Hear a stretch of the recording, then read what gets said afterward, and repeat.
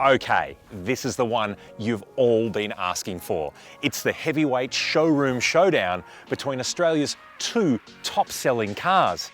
And by cars, I mean utes. The Toyota Hilux and Ford Ranger. These two make up 8% of all cars sold in Australia so far this year. And in fact, the pair of utes here account for 50% of all 4x4 ute sales in the country. So why do we love them and which one's right for you? Well, let's find out.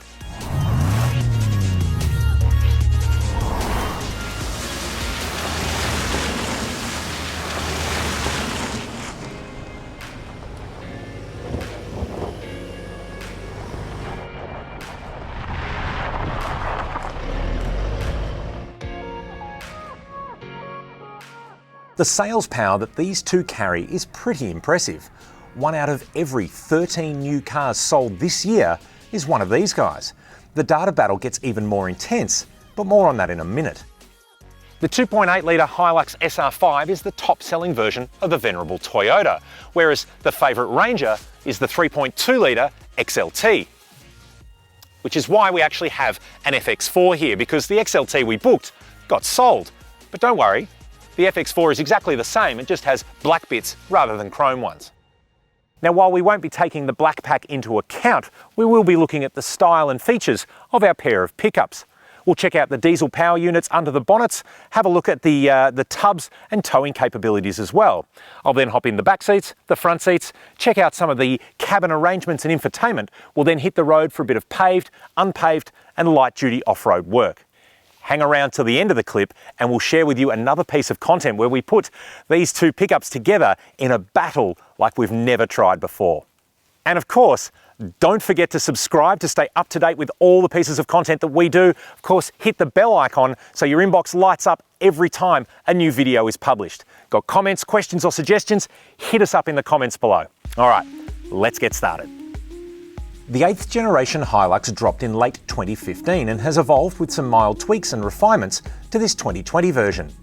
The SR5 4x4 automatic is priced from $57,240 before options and on-road costs and is available in your choice of 7 colours. This Olympia Red Metallic is an $800 option. Plus, if you like the blacked out bits on the Ranger, you can spend about $5,000 more and opt for a Hilux Rogue. It's the same thing. The Hilux is 5.3 metres long and just under 1.9 metres wide. There's 279mm of ground clearance and a generous 31-degree approach and 26-degree departure angle. You get a 700mm wade depth without a snorkel too.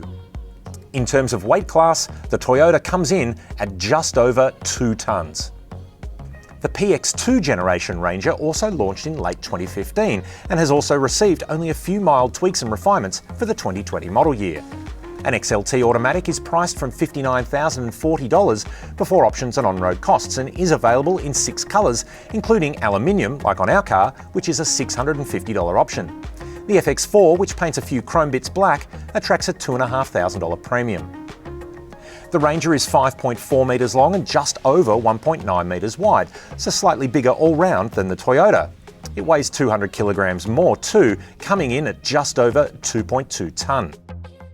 It has a lower ground clearance at 273mm as well as slightly less aggressive entry and departure angles at 29 and 21 degrees respectively. So pretty evenly matched then. Well, get this, it gets even closer. As I said, both these cars launched at roughly the same time. Since going on sale, there have been 158,300 4x4 Hiluxes sold to 159,050 4x4 Rangers. That is a difference of just 750 cars over a 5-year period. That's a difference of less than 0.5%. Neck and neck doesn't even cut it. So, are you Team Ranger or Team Hilux? Under the bonnet of the Toyota is a 2.8 litre 4-cylinder turbo diesel. There's 130 kilowatts or 174 horsepower and 450 newton metres available in a nice low block from 1600 to 2400 RPM. There is an update though that promises more power, but we're going to have to wait until a bit later in the year for that one. This one though is good for a claimed combined fuel consumption of just 8.4 litres per 100, and the diesel particulate filter or DPF issues that affected earlier models has now been resolved, with the car fitted with a manual purge function. There are two engine choices for the Ranger, a 2-litre 4-cylinder bi-turbo diesel, or this one, a 3.2-litre 5-cylinder turbo diesel. Here you get 147 kilowatts or 197 horsepower and 470 newton meters, again available nice and low between 1750 and 2500 RPM. Now it is a bit thirstier than the Toyota, with a claimed combined cycle of 8.9 litres per 100 kilometres. Keeping these things running is actually in favour of the Ford. So Marty from Facebook, to answer your question, the $250 services on the Hilux may seem cheaper than the $299 services on the Ranger until you realise that it needs them twice a year with 6-month service intervals, making it around $200 a year more to service. Running those service costs out over 5 years increases the gap. The Hilux weighs in at over $3,500 to the Ranger's $1,700. But if you factor in resale, the Ranger drops around 40% of its original value to the Hilux 37. Add that all together, and again, it's pretty line ball. By our estimates, it'll cost you around $26,000 to own a Ranger for 5 years, to a Hilux will cost you $25,000. Both cars feature a standard tow hitch, although the wiring harness and actual tow bar are optional on the Toyota. The Ranger has 3,500 kilos to the Hilux 3,200 kilo rating, but I'll let you in on a little thing. Nothing, and I mean nothing you'll ever tow, comes close to that weight. So we're not going to do a tow test as part of this video. Why? Well, a small trailer, anything up to around 1.5 tonnes, both these cars will do it without breaking a sweat. There's no real point. For larger mass, we need specific towing tests, and we'll be doing that with more utes later in the year. While I'm here though, I will say that both cars get a reversing camera, the Ford gets sensors, and they both have a full-size spare wheel hitched up under the beds. Let's have a look at the tubs. Well, I've got to say, there's next to no difference back here. Despite the Ranger's extra length, the Hilux tub is about 10 centimetres longer, but generally the measurements here are within a few millimetres in any direction. Both even have 4 tie-down points, although the Ranger gets a 12-volt outlet. Overall load rating is close to 955 kilos in the Toyota and 970 in the Ford. And as I know that you'll probably have next to nothing back here for most of the time, we're conducting this test with empty tubs. It's a good way to see how they operate without ballast, but if carrying a load is your thing, we will be conducting a ute mega test when some new players land later in the year, so definitely stay tuned for that one. Now, important to note, the FX4 and the XLT both get a standard tub liner, whereas the SR5 runs naked. I would always recommend getting one of those into the deal because it protects your investment. All right, now check this. One finger. Oh, it's made out of concrete. I don't know if that's a good thing or a bad thing. Let's check out the back seats. Yeah, well, it's pretty tight back here. My knees are basically touching the seat in front, my toes are cramped, and my hair is touching the roof. Now for reference, I'm 6'3". This seat is in my driving position. Now I feel for this to work, you probably need to average out a maximum of 6 foot between you and the person up front. So for me to be comfortable, I'd need someone 5'8", 5'9" driving the car, or just simply never sit here again. Now you sit rather upright, and the bench, while reasonably comfortable, feels a little short. That said, there are vents, an armrest with cup holders, plus the windows go all the way down, which is always a good thing. Let's check out the Ford. Well, there's no denying there is a lot more room back here than in the Hilux. My knees, toes, and head all feel like they're positively swimming back here. That said, the bench, while still comfortable and still short, is actually really low to the ground, so much so that my thighs are barely even touching it. To be comfortable, I kind of have to scooch around and sit side saddle, and you sort of end up man spreading, which I'm not really sure is acceptable. There are no vents, the windows don't go down all the way, but you do get possibly my favorite feature in every car available, the 240-volt outlet, which I use for charging camera batteries and laptops. Haven't tried the coffee machine in it yet. I don't think it'll work though. You also get the requisite armrest with cup holders. Let's check out the front. Despite this car having a stitched dashboard and leather seats, which are optional in the XLT, the cabin of the Ranger is still a very, very comfortable place to spend time. Technology is a bit of a focus as well. There's dual zone climate control, not one, not two, but 3 USB ports, the one above the mirror here designed to handle a dash cam.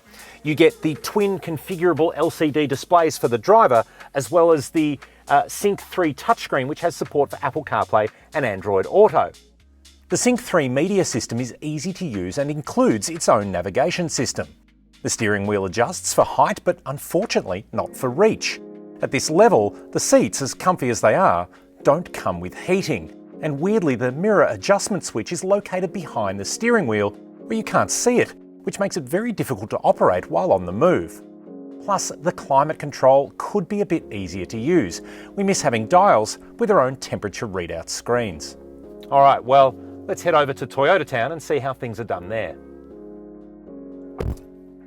Now, by contrast, the cabin of the Hilux is a bit utilitarian. It's not as soft, it's not as nice, it's not as polished, but it is very functional. Single zone climate control only is very clear and easy to reach. The off-road functions down here, very easy to read. Even the four-wheel drive selector dial is in a position where you don't even need to look at it to reach it. It's a clear statement of function over form. The infotainment system in the Toyota is clearly a generation behind. There's no smartphone mirroring and a much more basic interface. While it does have DAB radio, it can be really difficult to actually find the stations. Now, leather seats are an option, and the SR5 has tilt and reach adjustment for the steering wheel. Despite the fancy red paint, the Hilux is designed to work. There are 8 grab handles around this cabin. Toyota assume you're going to go off-road in this thing, so we might as well not disappoint them. Let's go.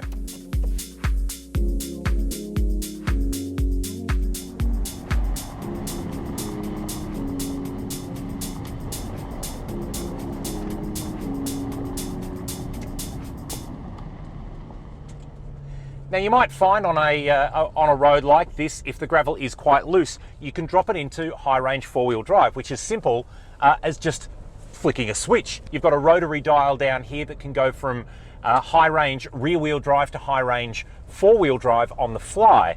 And you get a light up on the dash, it really makes the car change its behaviour. You start to feel that you have a little bit more control, even at relatively low speeds like this. There's less pushing and there's less movement from the rear of the car as you come out of bends. Realistically though, you don't need that. This thing can actually go a lot of places in rear-wheel drive only. The interesting factoid that I always go back to is 80%, I think it's actually more than 80% of Australia's roads are unpaved, just like this one. So a car like this needs to handle highway touring as well as it handles a bit of loose gravel and corrugated surface. And to be honest, the Toyota actually feels quite at home here. You find if you are going a bit too fast, you can feel it push into a corner, but the stability control will look after you. You're not going to be going anywhere too crazy. And it's best, obviously, on a road like this, which is quite narrow, to ease it back and slow down your pace. Part of the Hilux's updates as this model's been in market is to soften the front springs. So while around town those hits like speed humps and potholes will be a bit lessened, what it means on a road like this is those corrugations and puddles and bits and pieces like that are a little bit more compliant when you run into them. And it just means that providing you relax your pace to drive to the conditions over bumps like that, the Toyota is actually very well behaved. Off-road is really where a Hilux is the most at home. Now, earlier we went through those aggressive entry and departure angles. In real life, what that means is not a lot that can stop your headway in this thing.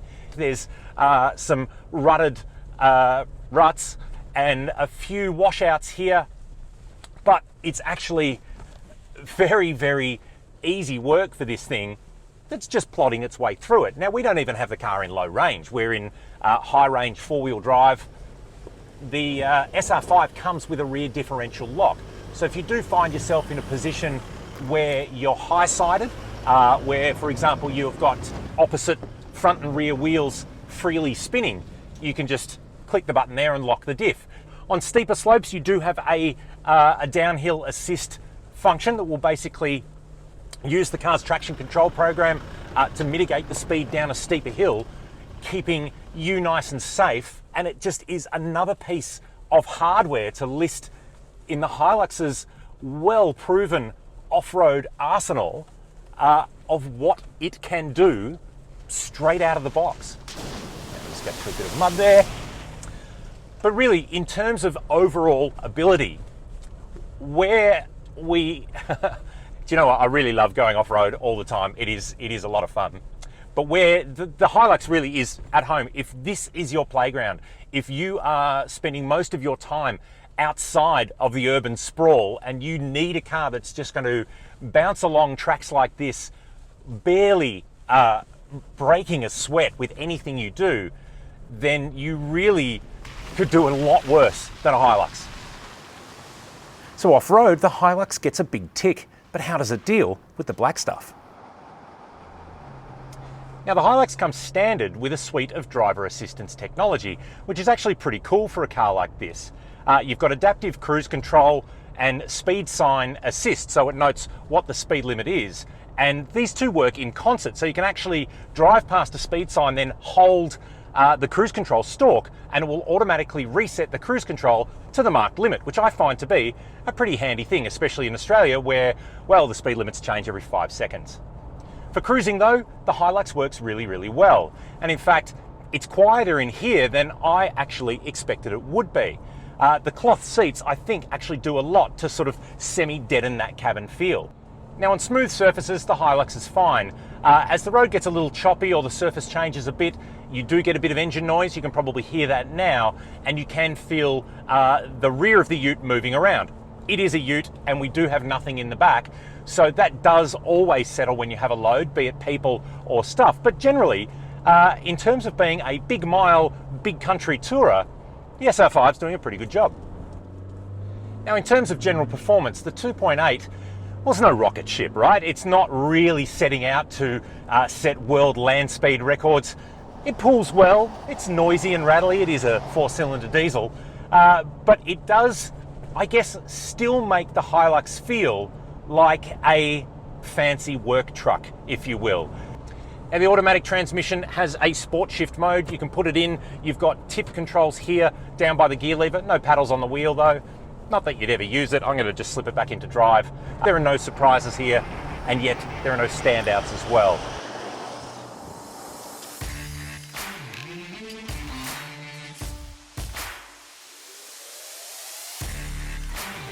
Right, well, let's see how the Ford goes.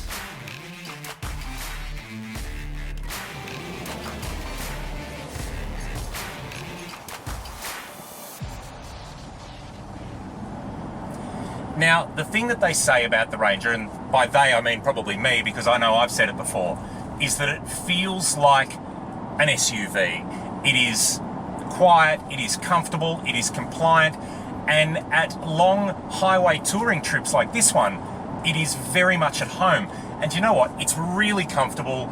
It's really easy to be spending a lot of hours behind the wheel of the Ranger in these kind of conditions. Now, despite being such a good tourer, this Ranger and most other Rangers do not come with the driver assistance package as standard. That gives you adaptive cruise control. This has regular cruise control. The adaptive system actually works really, really well. It should be on this car. It isn't. The Toyota gets it standard. Ford, bundle it in, please. It's like 2% of the car's purchase price. Just bundle it in. One of the things I really do like about the Ranger though are these configurable LCD pods. You can set up to have on the left your entertainment, so the radio and whatnot, your navigation or the phone, and on the right you can configure to show fuel, your tacho, and some off-road information as well as trip computer information. It really is quite handy to have that information at a glance, and it makes this car feel a lot more modern, certainly in this kind of company. Vision out of the Ranger is really good too. There's what seems to be a much larger rear window than you have in the HiLux, plus that slightly higher roofline makes the cabin feel more airy and visibility all round much clearer. We're averaging about the same mid-9 litres per 100 as the HiLux did on this same highway section. In terms of arguing over tenths of a litre per 100 kilometres, it's fair to say that both these cars are very efficient for their size and capability on these kind of touring drives, and it really should be the least of your concerns. It wasn't that long ago that a car like this would be chewing 15, 16 litres per 100. To see it do 9 point something is pretty impressive. Now, I don't know about you, but I think as comfortable as the Ranger is on paved roads and on the highway, it is equally at home on loose gravel surfaces like most of the roads in Australia. That slightly more compliant ride, even without a load in the back, you tend to soak up the bumps. You don't notice the corrugations. It really does just fit this environment like a glove. The handling as well, you do again feel a slight push of understeer as you come to corners, but much less so than you do in the Toyota. You find the ride is more compliant, your passengers less complainy, the rattling from your camera gear behind much less pronounced. And I think this is where the Ranger really kind of comes into its element. It's a proven performer on the blacktop, but it is just as good on the, well, grey and brown top as you'd like. And in fact, I think this is the best of both worlds that you'll find with the Ford. Now, taking the big Ford off-road, it's not competent on a road like this and on a track like this. But where we went through some of those stats before, the longer wheelbase, the slightly less impressive entry and departure angles, and the slightly lower ground clearance mean that this thing is just not as well sorted as the Hilux when it comes to the bush tracks. And in fact, we bottomed out over one of the rises where the Hilux actually made it through. You could hear it scraping on the underbody of the car. So in more extreme circumstances, the Ranger is possibly not quite as agile as the Toyota. That said, you still get a lot of really good hardware. There is a rear differential lock in this thing. Now, we're in high range four-wheel drive at the moment, going up a bit of a rutty section here. The car's doing a very, very good job, but having the standard diff lock, like with the Hilux, just gives you that peace of mind should you be going through something a little bit too tricky. It's not all that often you're going to need low range. Now, there's a hill descent control program to ease you up on those steep downhill sections. You can change the LCD instrument display here to show an inclinometer to show where you are pitching and rolling, which is always pretty cool. So it does feel a lot more comfortable than the Toyota and a lot more high-tech than the Toyota, if not as kind of well qualified for the task at hand. It's not that it won't get you through thick and thin, it's just the Toyota does it a bit more easily.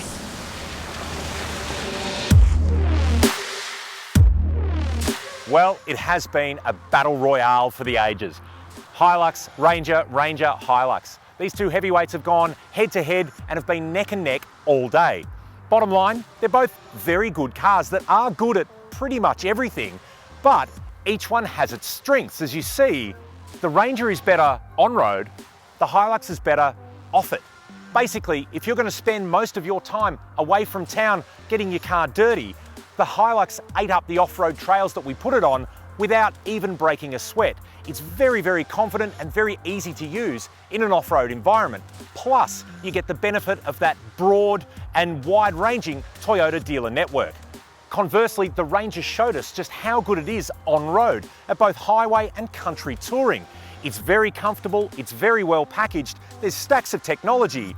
It's not bad off-road, it's just not as good as the Hilux is. For me, well, I really like the Ranger. It suits what I like about the car. It is really comfortable and it is fun to drive. But you may not agree with me, and you may not even like the fact that we've come to a conclusion that isn't quite a conclusion. So if you don't agree with the outcome, or you'd like to see us put these cars to a different kind of test, hit us up in the comments below. Would you like to see the Hilux do more off-road? Would you like to see the Ranger tow something big? Let us know, because we'd like to keep putting Australia's favourite cars to the ultimate test. So if you're not happy, that's okay, because we're about to put these cars to what is the ultimate test. Hilux versus Ranger, mano a mano, fight to the death in a 4x4 tug of war. We hope you enjoyed this clip. As always, hit subscribe to stay up to date with everything that we put together out on video, and hit the bell icon to make sure you know about it first. If you'd like to find out more about the Hilux or the Ranger, or read about this comparison in even more detail, make sure you head on over to Caradvice.com.au. And as always, tell us what you think in the comments, give us your advice, your suggestions, and we'll do our best to answer them. All right, let's check out the back seats. Oh, that's heavy.